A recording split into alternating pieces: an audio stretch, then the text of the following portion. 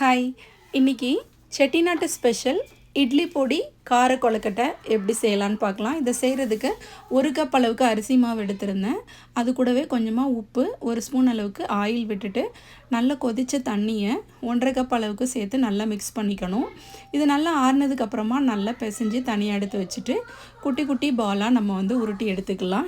இந்த குட்டி குட்டி பால்ஸ் எல்லாத்தையும் நம்ம இட்லி கொப்பரையில் வச்சு ஒரு 10 நிமிஷம் வேக வச்சு எடுத்துக்கலாம்.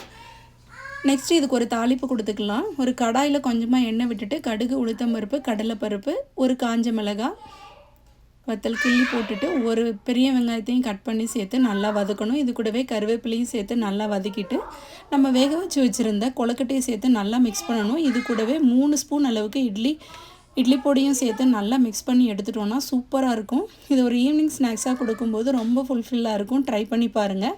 தேங்க்யூ. தேங்க்ஸ் ஃபார் வாட்சிங்.